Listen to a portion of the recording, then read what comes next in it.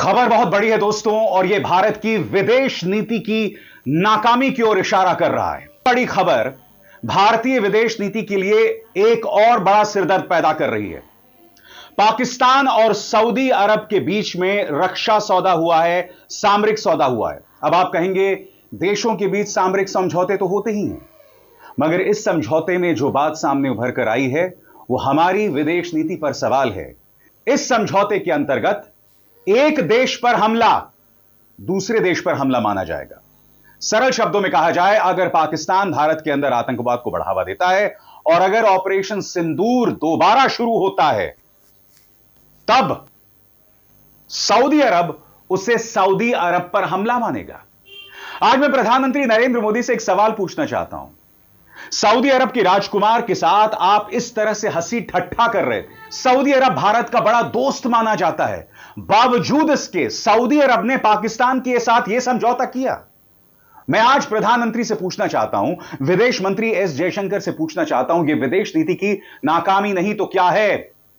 आखिर क्या मजबूरी है कि सऊदी अरब जो है वो पाकिस्तान से इस तरह का समझौता कर रहा है, जबकि इससे पहले हमने सऊदी अरब की कई वाजिब और गैर वाजिब चीजों में मदद की है। मैं फिर आपसे पूछना चाहता हूं, आखिर सऊदी अरब ने पाकिस्तान के साथ यह समझौता क्यों किया? यह डील इन दोनों देशों के बीच सामरिक समझौते की है और इस डील में कहा गया है कि एक देश पर हमला दूसरे देश पर हमला माना जाएगा। मैं जानता हूं आपके जहन में क्या सवाल है, क्योंकि इस्राएल इस वक्त कई मुस्लिम देशों पर हमले कर रहा है। उसने सीरिया पर हमला किया, ईरान पर हमला किया, फलस्तीन में तो 65,000 लोगों को मार ही दिया है। उसने हाल ही में दोहा कतर पर हमला किया। तो आप कह सकते हैं कि भविष्य में अगर वो सऊदी अरब पर हमला करता है तो इससे पाकिस्तान पर हमला माना जाएगा। मगर क्या सऊदी अरब ने स्पष्ट किया है कि यह भारत पर लागू नहीं होता है? क्योंकि स्वाभाविक सी बात है, अगर फिर से पहलगाम होगा तो भारत के पास पूरा अधिकार है ऑपरेशन सिंदूर को अंजाम देने की। मैं आपको बतलाना चाहता हूं, यह मुद्दा इसलिए बड़ा हो गया है क्योंकि देखिए, यह मेरे दिमाग की उपज नहीं है, खुद विदेश मंत्रालय ने इस पर प्रतिक्रिया दी है। सरल शब्दों में यह जो प्रतिक्रिया दिखाई दे रही है, इसमें कहा गया है कि हमें पता चला है, हम इस पर निगाह रख रहे हैं। अब स्वाभाविक सी बात है, विदेश मंत्रालय में इस बात को लेकर सुगबुगाहट है कि सऊदी अरब ने पाकिस्तान के साथ यह डील क्यों की।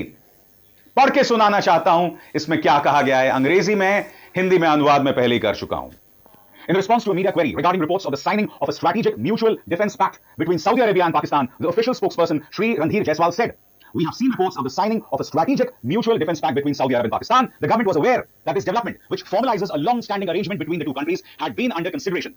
We will study the implications of this development for our national security as well as regional and global stability. The government remains committed to protecting India's national interests and ensuring comprehensive national security in all domains." सरल शब्दों में कहा जाए तो यहां भारत सरकार या विदेश मंत्रालय कह रहा है कि हमें इस डील के बारे में पता था, मगर भारत अपने राष्ट्रीय हितों का पूरा ख्याल रखेगा। आपको डील के बारे में पता था, यानी कि आप जानते हैं कि यह मुद्दा सऊदी अरब और पाकिस्तान के बीच में होगा। अब आप कह रहे हैं कि यह जो डील है हम इस पर अध्ययन कर रहे हैं। फिर आप यह भी कह रहे हैं कि भारत अपने राष्ट्रीय हितों का, अपनी राष्ट्रीय सुरक्षा का ख्याल रखेगा। यानी कि कहीं ना कहीं विदेश मंत्रालय कह रहा है कि कल को पाकिस्तान को हिमाकत करता है तो हम दोबारा पाकिस्तान पर प्रहार करेंगे। मगर क्या उसका मतलब यह है कि उसके जरिए सऊदी अरब और उसके बाद तमाम मुस्लिम देश भारत के खिलाफ हो जाएंगे? भाई यह सवाल उठना चाहिए ना। हालांकि एक बात मैं स्पष्ट कर दूं, अगर पाकिस्तान और सऊदी अरब के बीच में यह डील इसराइल को लेकर हुई है तो मैं बहुत ही शालीनता से एक बात कहना चाहता हूं।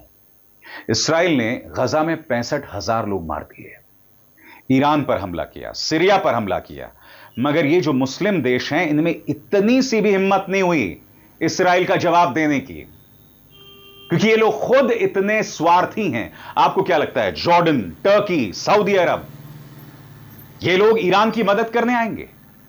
65,000 बेकसूर जो मारे गए उनकी मदद करने आएंगे? अरे ये वो पाकिस्तान है जिसने डोनाल्ड ट्रंप के नाम की सिफारिश नोबेल शांति पुरस्कार के लिए किया है, नोबेल पीस प्राइज के लिए किया है। और दूसरा देश जो यह कर रहा है वो इसराइल है। यानी इसराइल और पाकिस्तान बराबर है। यानी कि दोहरे मापदंड इन मुस्लिम देशों में साफ तौर पर दिखाई देते हैं। तो सबसे बड़ी बात, ये जो डिफेंस डील हुई है, अगर मैं उस पर इंडिविजुअली कमेंट करूं, यानी अलहदगी से कमेंट करूं, तो मुझे परवाह नहीं है। सऊदी अरब जैसे देश ये दोहरे मापदंड का शिकार हैं, ये दोगले हैं, इनमें हिम्मत नहीं है बेकसूर फलस्तीनियों को बचाने के लिए सामने आने के लिए। या जब ईरान पर हमला हो रहा था, 12 दिन का युद्ध चल रहा था, इन्होंने कोई दबाव नहीं बनाया, खुद अपनी जान बचाते फिरते हैं लोग। लिहाजा इस डील पर मेरी कोई तरजीह नहीं है, मगर मेरा सवाल वही है, क्या यह भारत की विदेश नीति की नाकामी है? भारत खुलकर कहे ना, खुलकर कहे कि अगर पाकिस्तान हिमाकत करेगा हमला करने की, तो हम उसका मुंह तोड़ जवाब देंगे। अरे साहब, हिम्मत दिखाइए।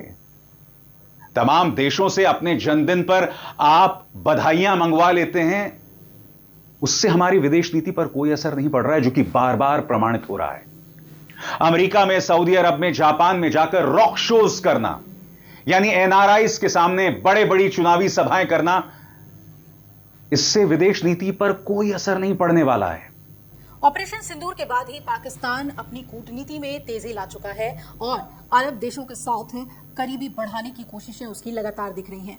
आपको बता दें कि सऊदी अरब और पाकिस्तान के बीच नेटो की तरह एक सैन्य समझौते पर हस्ताक्षर हुए हैं। जी हां, पाकिस्तान और सऊदी अरब ने एक अहम डील की है और इसी के बारे में आपको इस रिपोर्ट में बताते हैं। दरअसल पाकिस्तान और सऊदी अरब ने एक रणनीतिक पारस्परिक रक्षा समझौते पर हस्ताक्षर किए हैं, हाथ मिला लिया है दोनों देशों ने, और ये इस बात के संकेत हैं कि सऊदी अरब अब अपने रक्षा गठबंधनों में विविधता लाने के लिए तैयार है। यह समझौता ऐसे समय में हुआ है जब पारंपरिक रूप से अमेरिका की सुरक्षा गारंटी पर निर्भर खाड़ी देश कतर में इजराइल के मिसाइल हमलों के बाद से बेहद डरे हुए हैं।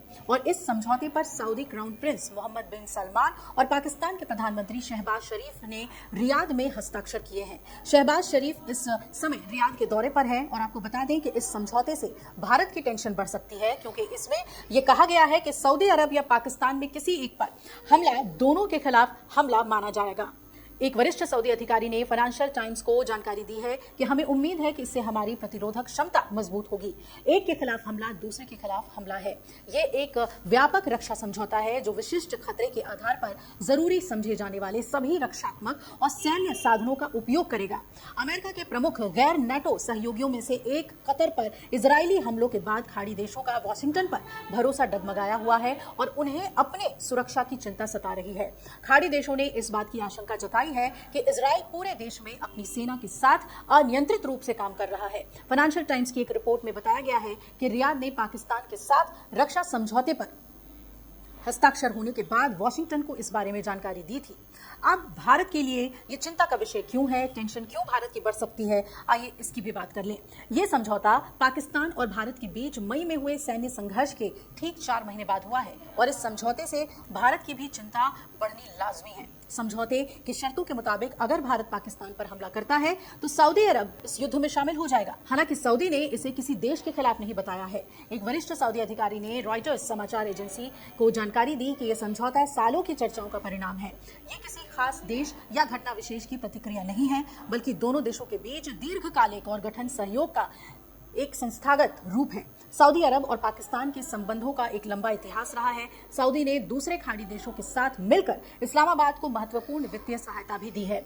रियाद और इस्लामाबाद दशकों से एक मजबूत रक्षा साझेदारी का इतिहास रखते हैं। पाकिस्तान के पूर्व सेना प्रमुख रियाद में सऊदी नेतृत्व वाले आतंकवाद रोधी बल की कमान संभालते रहे हैं और यह समझौता कतर की राजधानी दोहा में इजराइल के हमले के ठीक एक हफ्ते के बाद हुआ है, जिसे हमास नेताओं को निशाना बनाया गया था, जहां किसी ने यह सोचा नहीं था कि कतर पर इजराइल हमला कर देगा। और यह हमला अमेरिकी मंजूरी के साथ हुआ था, जिससे खाड़ी देशों जैसे सऊदी अरब, कतर और यूएई में अमेरिकी विश्वसनीयता पर सवाल उठ खड़े हुए हैं। सऊदी राज परिवार के लिए भी ये झटका है, क्योंकि कतर भी अमेरिकी सैन्य अड्डे वाला सहयोगी है। वो अमेरिका के साथ एक नई सैन्य डील चाहता है जिसमें उसके सुरक्षा की गारंटी हो। ये डील ईरान को भी सीधा संदेश देती है। सऊदी अरब और ईरान के बीच हाल ही में रिश्ते सामान्य करने की कोशिश हुई थी, लेकिन पाकिस्तान के साथ ये समझौता फिर से ईरान सऊदी प्रतिस्पर्धा को हवा दे सकता है।